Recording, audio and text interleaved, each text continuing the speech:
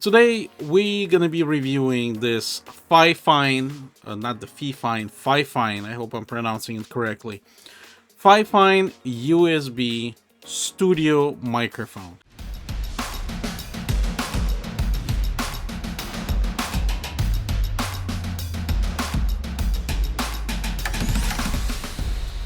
First of all, let's talk about a build quality, and then we'll kind of go and really dive deep into what this microphone offers.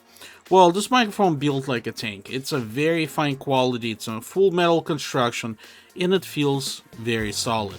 Now, as you noticed, I'm speaking using this microphone right now to make sure that you actually get the idea what this microphone is sound like. In the back of the microphone, you have two basic knobs. One of them controls the mic volume, another one controls the headphones.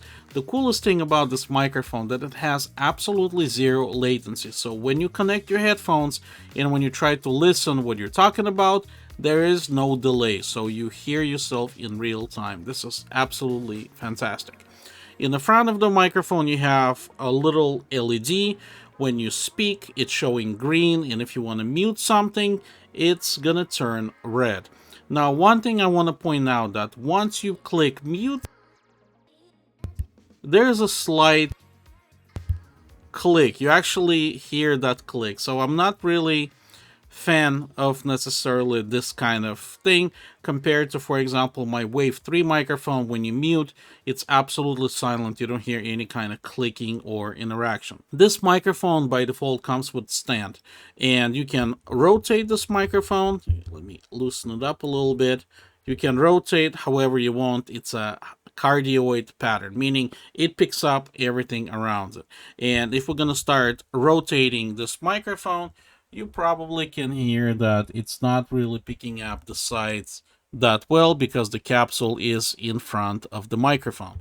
So I'm gonna put it back. Okay. Now, one thing that I really like about it is the build quality. The build is like a tank. It's a full metal construction. It has the metal mesh on top of the microphone. However, if you want to get that little bit more cleaner audio, you probably should put a little kind of either a foam or some kind of the wind muff, because with the plosives, it's not really rejecting plosives that good. So plosives, Peter, you can hear it gets that little bit amateur P, the plosives, it may be distracting. So I highly recommend using a pop filter if you want to have a really good quality audio using this microphone. Comes with this little adapter and the USB cable.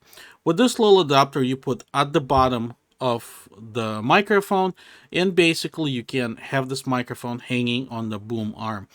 Why would you use a boom arm? For example, if you're gamer or if you want absolutely the cleanest possible audio, you definitely don't want to have it on your desk, because when you tap something, it gets on the microphone. And for example, if you using keyboard, you can hear the strokes because it's on the table. So once you're gonna bump the table, you're gonna be getting a very nasty kind of feedback with your microphone. So hanging it on the boom is the way to go. What do I like about this microphone and what I don't like about this microphone? The biggest thing I like about this microphone is the sound quality. I think for $60, it has an incredible sound quality.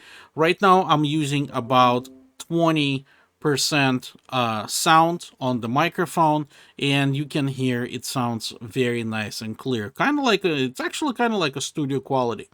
Now, what I don't like is the fact that it's using old school USB. It's not using the modern USB-C.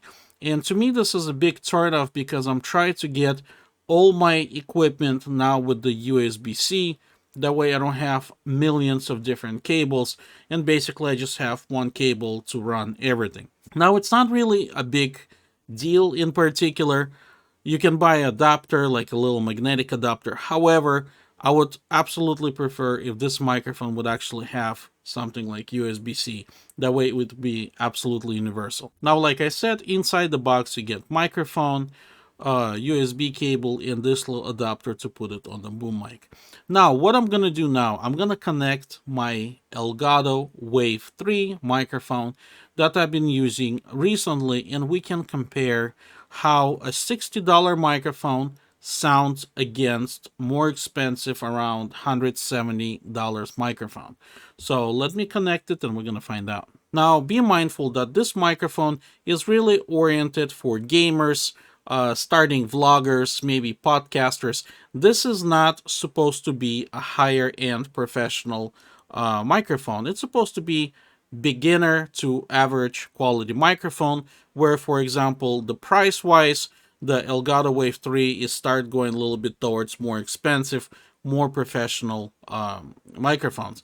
So now I'm going to start switching between the microphones and you decide which one you like better.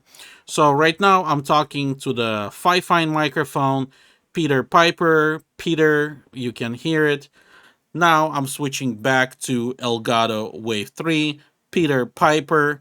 Peter, let's see how good it does with the plosives and how well both of those microphones sound. Again, talking to FiFine microphone right now and then switching to Elgato Wave 3. So I hope there is a difference because I'm looking right now at the waveform. They sound absolutely identical, at least by the loudness. And I'm not going to do anything in post to these microphones. And hopefully it will help you to be the judge which one you like better. Now, like I said, for $60, I think this is absolutely incredible value. And it's really going to get you, especially if you're doing a lot of Zoom calls, Skype, you're doing like a vlogging, kind of what I'm doing right now. In my opinion, this is really good value. So in conclusion, what do I think about this microphone? I think for $60, this is absolutely incredible deal. And as a matter of fact, now that I start editing my video, I actually prefer the sound of this microphone versus my Elgato Wave 3. Now, I'm going to do a little bit more research. I want to make sure that everything I'm hearing is correct. It's not just a fluke with the video or anything like that. But I think with this microphone, my voice sounds a little bit deeper, a little bit richer.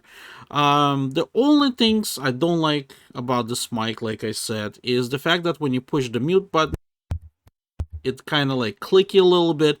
And biggest thing I don't like is that it's not USB-C. It's a huge turn off for me because all my equipment is USB-C. However, I guess I'm just gonna have to deal with it and find a way to make it work. What do you guys think about this microphone? Please leave comments below and I'll try to answer if you have any additional questions. So again, thank you for watching. Be sure to subscribe and I'll see you next time. Take care.